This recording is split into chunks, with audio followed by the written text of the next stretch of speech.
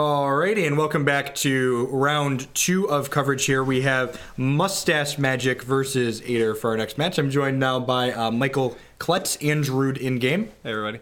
Mustache Magic looking like we got a little bit of spice going on at the bottom here with that Shard of Cunning. Yeah, so you glance at Mustache Magic and you're like, we're just doing Kagu things, right? But you look a little bit closer here, and the Shard of Cunning makes Blood or Sapphire here. So what are some Sapphire cards you might want to splash in a deck like this?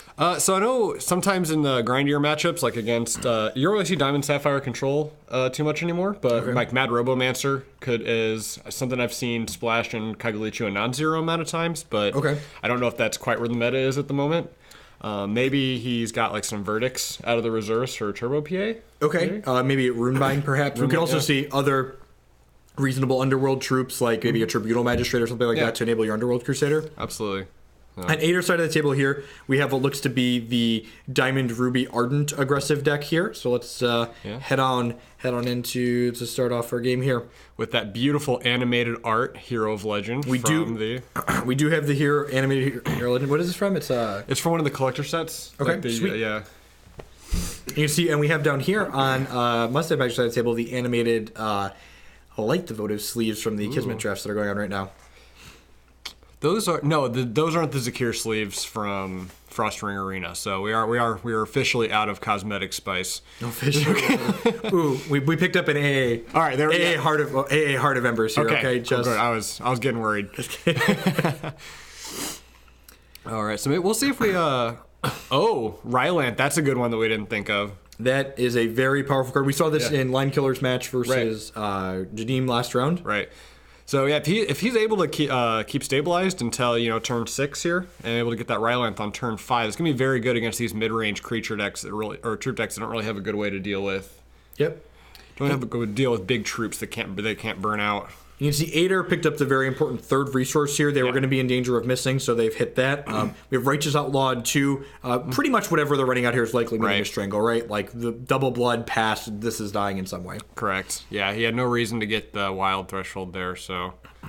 Oh, and picked up the Hero Fall was pick up that turn, correct? Yep. Cool. So, yeah, maybe the Eternal Seeker? Maybe. We're so good at this. We're absolutely fantastic. So, powerful Underworld Crusader we're seeing again here. Just 4/4 for 3, draws 2 cards when it dies, and this one has the Skyguard Steadfast customization in it. Which is just great against these decks that are just trying to go wide with a bunch of small troops because they can't block the card profitably, and they can't really attack into it profitably. So it lets you kind of pressure their health total while you're hanging back on defense. Just a great card in these matchups. You can see Ader recognizing here that they're going to have to kind of go wide around this Underworld Crusader, because as opposed to playing a 3-drop this turn, they chose to play the War-Torn General, which kind of generates some value for them as they play these other troops out. And those extra Valors being very valuable with that Heart of Embers in hand, and the Hero of Legend actually given invincible to attacking troops that are Valorous is actually going to be a way for him to attack through this Underworld Crusader. So, and you can see here, like Klutz said, we're attacking in with this Underworld Crusader, putting Ader down to 19 while still playing defense nicely because of that Steadfast. Correct. So let's see if he opts to. Okay, I was gonna say, let's see if he opts to hold that Hero Fall up or play the Exarch. I kind of like adding to the board here. So it's not quite as resource efficient as you could be, but again, protecting from their go wide seems reasonable. I think that if he. Well, no, I was about ready to say, I think if he had 5 resources there, I would like holding the Hero Fall up, but you can't prevent the Heart of Embers trigger anyways, so.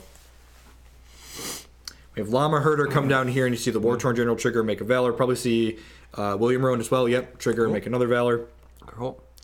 And something of note in these longer games is William Rowan probably isn't going to be able to attack, probably more than once or twice, but it still adds that powerful Rowan card in your deck that you can top deck later on. It only costs 3, so it's just a great top deck later on in this too. I mean, there's a reason why we can't play Rowan in our deck, right? This card's really powerful. You do not mind drawing that card later. It can attack through all of Kagulichu's troops. It survives Strangle, so.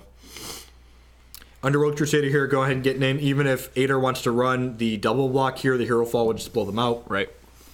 All the way down to 15 on Ader's side of the board. Now, worth noting, the Sapphire Splash isn't free in Mustache Magic decks, right? We've hit our 5th resource, but we don't have a Sapphire threshold because we chose to make Blood with that Shard of Cunning on turn 1. Right, yeah, had he known the way, the shards were going to come off the top of the deck, he probably would have made a Sapphire threshold with it, but he didn't need it at the time, and there's no way you can know what the top of your deck looks like.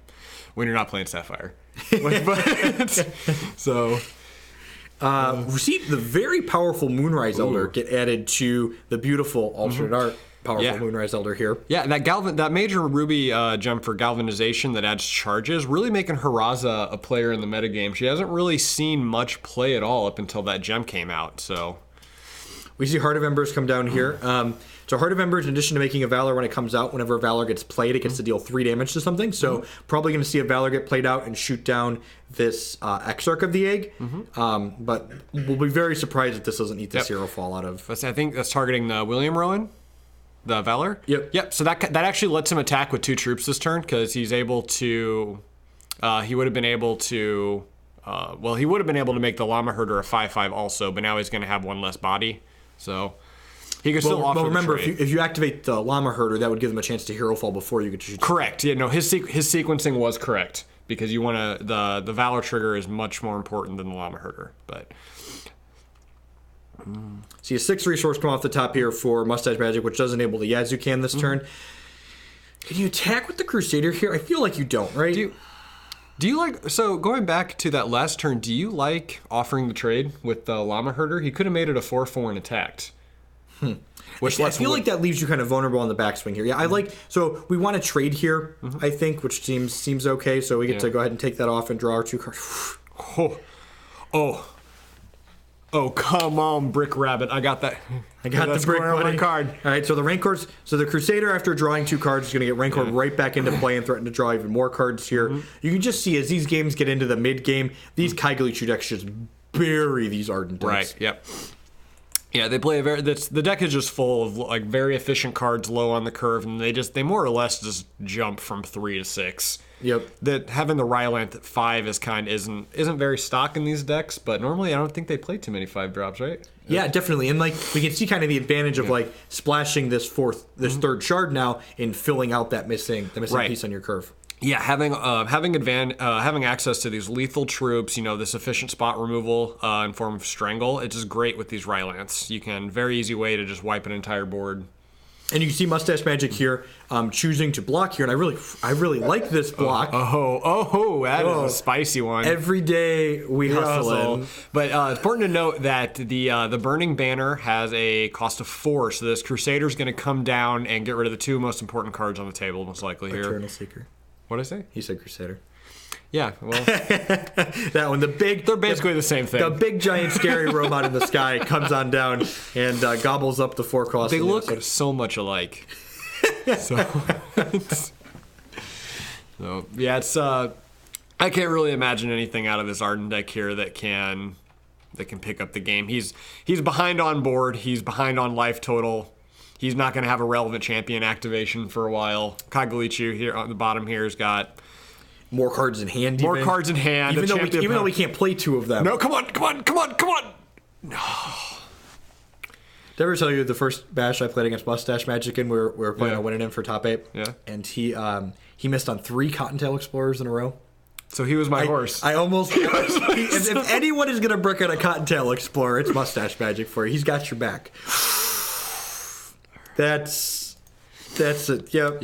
I'm gonna be all right. All right. Yep. Yeah. And, I was about to say, head on back to the booth here. Yeah. I was trying real hard to think of just even if it's a card in Hex that could bring him back from that situation, and I don't think they existed. I don't think they existed. Yeah, those Ardent decks really have to get out. They really have to get out underneath the Kaigalichu decks to have a chance there. So we were talking about Mustache Magic and playing win-and-ins for top 8s. Speaking of, even though I bested him in R1, he has made multiple top 8s here. His 2 Hex Bash top 8s to his name. The 23-year-old from Canada, a member of Team Prismatic Conclave. Mustache so strong, he even passed it on to his children. So you can see has a son named Gage, coaches high school volleyball, and loves to spend summer on the boat. We're gonna head back on down here. So Mustache Magic is up 1-0 here against Ader in the Kaigalichu Splash Sapphire versus Haraza here. And playing the Novocaine special of the 61 card main deck here. Kagu, Was there 61 there cards? was 61 cards. He has learned from the master. So we see pretty decent hands here on both sides of the table. And Mustache Magic's hand's a little bit slow, but Ader's also leading on a slow shard. So right. Nice to see. And we had that reserves tech, the hereafter. Way to get not only add an extra body to the board, but it's going to counteract those Rotten Rancors. So yep. We see Mustache Magic very skillfully picking up the 1-cost card to make their kind of clunky hand far less clunky. It's going to get to gobble up this this Ardent Intrepid Conjurer. I'm going to need you to conscript an Eager Lackey for me. Oh, yeah. It's on my card. I'm going to need an Eager Lackey Mustache. I'm very, very unlucky. Yeah, Conscripted. You should have shook it a little harder. I feel like it was getting there. All right, so we pick up a Hero Fall here for Mustache Magic side of the table. That cheap shot fills out the curve really nicely, right? Like it gives us a 1-cost thing to play on 1, and then something to do on turn 2. Oh yeah, the ability to take out their turn 2 play with 1 resource just steals back so much tempo against these aggressive decks. You can see here the Ardent Crusader coming down from on Ader's side of the table is going to go ahead and Fate Weave and guarantee that they're able to hit that 4th resource next turn. Mm-hmm. That Hero of Legend hopefully going to get, for Ader's sake, going to generate some extra Valors for this Heart of Embers. But on our bingo squares for next time, I feel like Hero of Legend gets Hero Fallen. That's just like, is that a good square? That's Hero of Legend falls. Hero of Legend falls. Yes. If you have good bingo square ideas for next time, speaking of chat out there, make sure to tweet those at myself, at Jeff Hoagland, or at Andrew27 on Twitter so we can fill those in for the next time we're doing coverage. Or take the opportunity to say them in chat now while it's Matt's turn to write them down. So you see Underworld Crusader come off the top here for Mustache Magic. Again, missing on the Sapphire resource out of Mustache Magic's deck. Yep. This is pretty bold. We're playing the Heart of Embers while we don't have a resource up, so we're potentially not going to get any value out of this. Yep. Yeah, I'd be very surprised if this Heart of Embers just does not eat a Hero Fall here.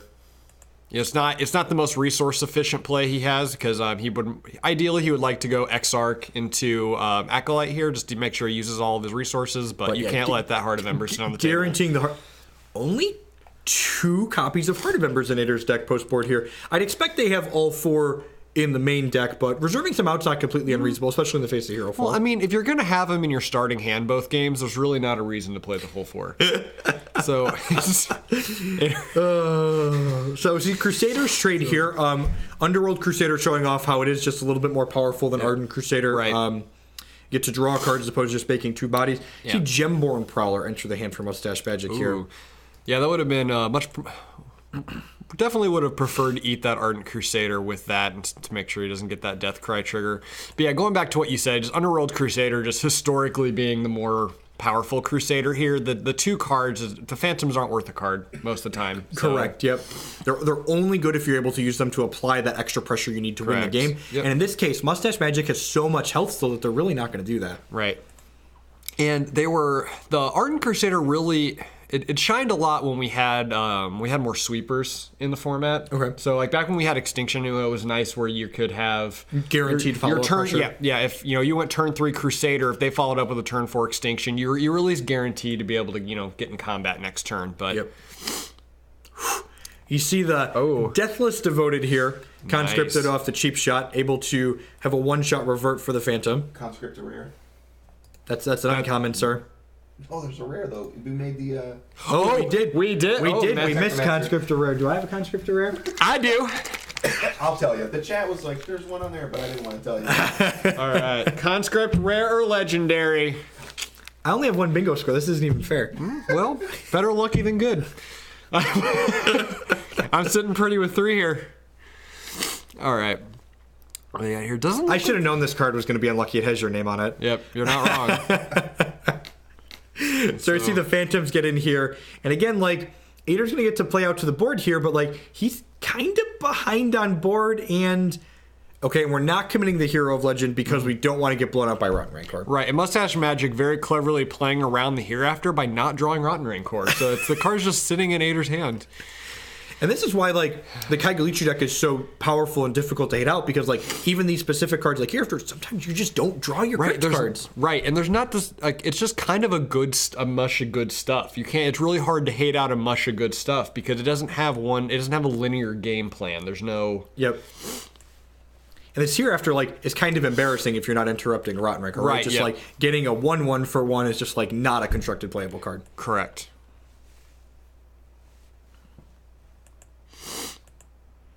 Unless that 1/1 for 1 happens to be a cheap shot into an Eager Lackey, because I think that might be my square. It is not. My square. I need a second. I need the help here, Klutz. I've only got one bingo to check off. Ooh, Exarch of the Egg. Growing that Ruiner Hierophant. And you're going to see here the Acolyte Ashoku go into town here, making more pressure and growing this Ruiner to a very reasonable stance. Yep. Yeah, Acolyte just does so much for these Kagu decks. It fills out the Underworld count for the Crusader. It helps help round out the curve a little bit because these Kagu decks are typically a little bit higher on the curve, and it can just make some 1/1s. Yep. Like it's. Well, you bring in these longer, grindier games. Not that, like in Kagu Mirror, for example, or playing against a mono blood deck. They really don't want to spend a removal spell on your O3, but it can just grind them out. Yep. So. It's one of those, this card is an accelerant, but it fixes the ramp deck problem of giving you something to do with those resources. Right. But the spewing a bunch of Dreadlings out is not actually free. We see Mustache Magic 1 charge away from that Kagu power and could return one of those Dreadlings. There are a number of stinkers in here. Exactly. Yep.